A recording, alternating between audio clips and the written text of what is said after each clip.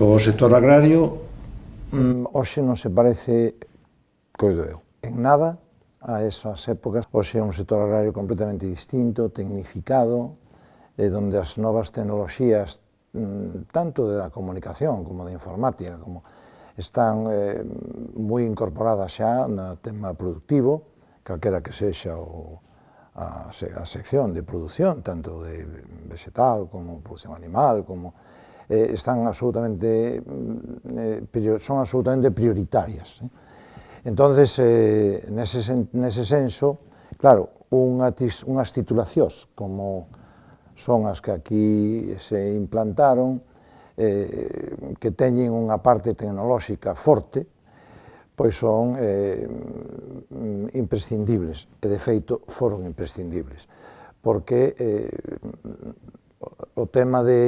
o tema productivo agrario no senso clásico pois non ten hoxe moito futuro. É un senso, ten que traballar en senso distinto, non? Maquinaria, en fin, calquera aspecto que se considere. Precisamente hoxe, ayer na prensa, veña dicindo que vai ser complicado que o purín se esparza en riego de superficie. Vai haber que introducilo na propia terra. Eso significa que hai que ver unha tecnoloxía que sexa capaz de inyectalo, non? Digo este exemplo porque viña na prensa. Ora, na máis entrar, tropecei con un compañeiro que está traballando moito tempo e moi ben na robotización do ordeño. Quen iba a pensar que íbase poder ordeñar o ganado sin que naide topara pa nada, non? Que se traballaran solos as pezoneiras, que os animales comeran en función da produción. Eso significa identificación do animal, significa ahorrar comida, aforrar comida. En fin, son calquer terreno que vexamos ou que podamos falar no sector agrario, a nova tecnoloxía, tanto a tecnoloxía como a informática, a informatización dos temas, son os imprescindibles. E claro, estas titulacións aportan precisamente eso que necesita o gandeiro e o produtor agrario. Eu fixen a carreira en Madrid, pero nunca perdín de vista que o meu sitio estaba en Lugo, non? E ainda que estaba de profesor na Escola Politécnica Superior de Agrónomos en Madrid, eu sempre tiña como meta o poder vir a Lugo e traballar en Lugo e enseñar en Lugo e vivir en Lugo. Pois sí, coincidiu eso con que querían montar, estaba montada que se chamaba entonces Enxeñería Técnica e querían montar o que se chamaba entonces Enxeñería Superior. Bueno, a min eu entrei en contacto co equipo rectoral daquela época, estou falando do ano 86-87, ese curso. E ben, sacaron unha plaza na Enxeñería Técnica, e ao mesmo tempo o rector falou comigo, o señor rector falou comigo, como se podría artellar o tema de montar agrónomos. Era un tema complexo, porque montar unha enxeñería superior non é doado, non é doado. Entonces, o que pensamos foi que podíamos facer un convenio con escolas xa moi asentadas, como por exemplo era de Madrid, que eu podía aportar porque coñecía bastante ben, estuve ali tanto de alumno como de profesor por bastantes anos. E fixemos un convenio, e con ese convenio, viña xente, viñan profesores dali, a dar clase en asignaturas de enxeñería, porque non había xente preparada. Non cabe duda que hai moitos enxeñeiros en Lugo e en Galicia, non? Pero unha cousa é ser enxeñeiro e outra cousa é saber dar as clases relativas a unha docencia, aunque este relacionada co traballo que fai un, non? Hai que ter unha preparación previa e tal. Eso sí que non había xente de hidráulico, de construcción, en fin, asignaturas técnicas. A outra parte da carreira, porque esta carreira de agronomía tiña parte relacionada con a naturaleza, non había pega, porque o Campos de Compostela de sobra ten xente que podía, de feito así foi, aportar os seus conocimientos. Pero a parte técnica, bueno, pues gracias a esa idea que se tuvo naquela época, pois viñeron profesores da Escola Politécnica de Madrid, concretamente, e soportaron, deron a docencia, colleron a docencia, viñan 3 días cada 15, e iban non somente dando clase, o que moi ben, pero senón que tamén montaron tesis doctorales, porque as tesis de doutoramento tampouco era doado de facelas. Aunque quixéramos facer profesorado para o futuro, non era doado facer doctores. Entón, con ese convenio e con esa relación que houve coa Escola Politécnica Superior, sí que se fixeron doutores. Así montouse agrónomos. Despois, correndo o tempo, xa se xuntaron, como era además, penso que lógico, non? Os dous centros, as dúas titulacións, nun único centro. Xa foi posterior, que é cando nace a Politécnica Agraria, non? E, bueno, hoxe penso que é un centro, claro, hai que distinguir entre docencia e investigación, pero eu penso que é un centro en ambos os dous eidos, home, está feo que eu diga, porque eu estou aquí moitos anos, pero penso que é un centro realmente moi bon, realmente moi bon.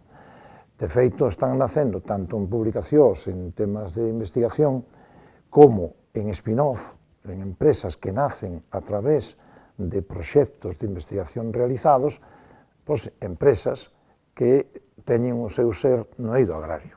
A palabra revolución, quizás sí, deu unha nova forma de producir, non? É unha nova forma de producir, houve unha palabra que non sei se era moi, sei se deu moito xogo, non deu, que era modernizar as explotacións, non? Non sei se se trataba tanto de modernizar como de actualizar, porque modernizar no senso de que utilizan novas técnicas vellas con procedimentos novos, non? Entonces, quizás sí, quizás en ese sentido houve unha revolución na forma de producir. Aquí había fincas de experimentación, había xente que xa estaba a traballar en investigación en temas relacionados coa produción agraria e gandeira, non? Bueno, son además centros moi bons, Mabegondo, a Misión Biolóxica de Galicia, estaba Lourizán, o sea, centros bons, non? Con xente boa, traballando ben e producindo ben. Pero nese senso de facer docencia, que é a segunda parte do tema, sí que, bueno, facía falta un centro como este. Non o había despois puxos en León, pero antes León xa tiña enxeñería técnica, pero non tiña superior, o segundo ciclo, por decir algo, non? Despois puxose posteriormente, pero sí que nese senso non había nada máis que Lugo. Na parte cantábrica, na cornisa cantábrica, máis hacia o centro da península, non había. Entonces, sí que recibíamos alumnos dun área moi extensa, Eso significaba varias cousas. Primeiro, que teñamos ben alumnados, ben alumnos. E, ademais, que sempre é distinta, queras que non, o tema productivo según a zona onde estás, non?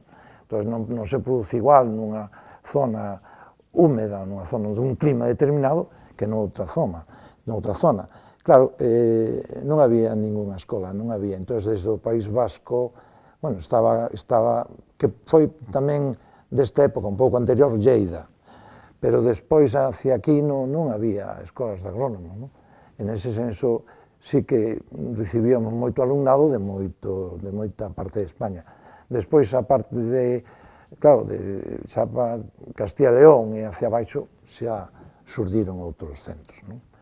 Hai que pensar que se dá, o sea, que se imparten materias relacionadas ou moi específicas de produción e outras de economía, e outras de socioloxía agraria, e outras de dereito agrario. Entón, É verdad que as titulacións técnicas agrarias, tal e como están plantexadas, ou como estaban, que eu penso que isto está a cambiar moitísimo, pero tal e como estaban plantexadas, claro, a enxeñería agronómica, falo desa porque é o que fixen eu, pois sí que tocaban moitos sectores, non moitas ramas, e ese aspecto sí era moi versátil, porque calquer aspecto que interesara un empresario, os alumnos habían tido unha formación nese aspecto.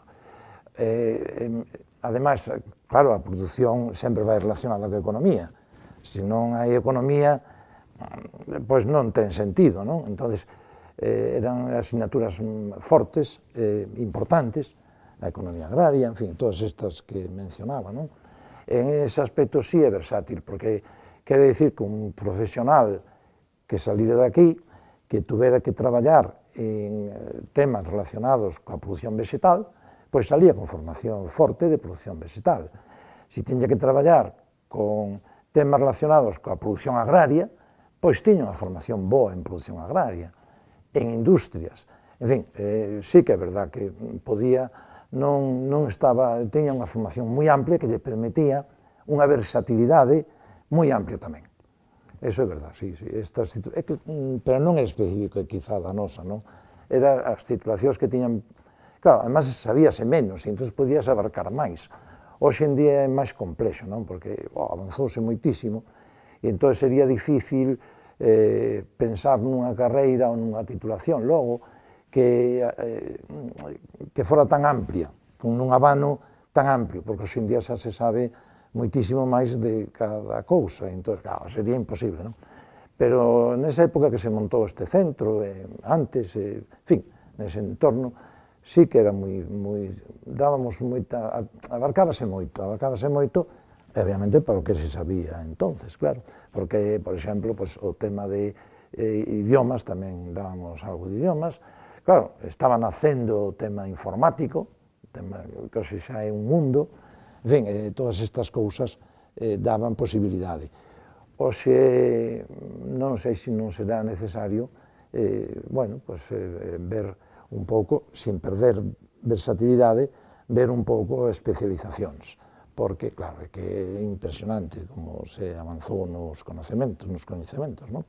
Sempre Lugo tuvo dentro da USC, porque Lugo cae un campus da USC, e eu penso que sempre estuvo ben considerado, sempre estuvo no mundo académico, polo menos, eu penso que estuvo ben considerado. Non somente porque temos, que creo que hai, xente moi boa, que, eu estou xa fora deste tema desde fai 2 anos e pico, pero hai xente moi boa traballando aquí, pero además está moi apoiado, non é a palabra, está moi unido a Compostela, e en Compostela non é xente moi boa. E entonces, claro, fai unha universidade con xente moi ben preparada en este eido, e xente moi ben preparada en calquera dos eidos, e iso é bo. O sea, é o que se chama masa crítica, non? E esa masa crítica existe. E entonces, ao ter xente que participa, pois é bo. Eso polo que respecto ao mundo académico, E polo que respecto ao mundo académico, se caes o mundo académico docente, porque despois está o mundo académico investigador, que é outro tema, porque vai unido, pero sempre hai as dúas partes, non? Entonces, o mundo académico investigador, eu penso que xa me costa algo máis de traballo saber como están as cousas, pero eu penso que sempre estuvo ben considerado, porque realmente se traballaba, non? Costou moito empezar. Se non hai proxectos, é dicir, se non hai aporte económico que permita desenvolver proxectos, non pode haber unha boa investigación, eso é imposible. Pero aquí, pois foronse sacando proxectos, foronse facendo cousas, a min pareceme que fixes un esforzo enorme, porque partimos de cero, hai que pensar que se partiu de nada, prácticamente, e fixes un esforzo moi grande, e os resultados foron, nese eido, moi bons, moi bons. As empresas díceno, cando sale unha persoa que estudiou aquí, pois eu penso que ten, non sei, ten certo carisma e ten facilidade para entrar nas empresas e traballar, e eu penso que sí, eu penso que sempre tendo en conta que partimos dunha base pois prácticamente nula, non había había unha escola, pero naquela época non se facía investigación, era un concepto distinto, non? O tema de investigación, docencia, esa dualidade, pois, eso naceu máis tarde, non? Entón, non se facía, non? Era unha escola. Además de que os profesores tamén non é que había pouca xente con exclusiva, xente que traballaba, persoas que eran moi boas, pero que tiñan, ao mellor estaban na xunta, ou que sei eu, entón non estaban en exclusiva aquí. E despois estaba o tema económico, que costou moito sacar a salir adiante. Así que, en xeral, só teño que decir, bueno, pois, palabras boas, porque é verdade, non porque o quere decir eu, é que, tamén é que foi non me quería haber ido, pero todo chega neste mundo, non? Eu quería seguir aquí, porque estaba moi cómodo realmente, pero, bueno, todo chega, pois todo chega. E aos cumprir os anos, pois hai que marchar, hai que deixar sitio, iso é verdade.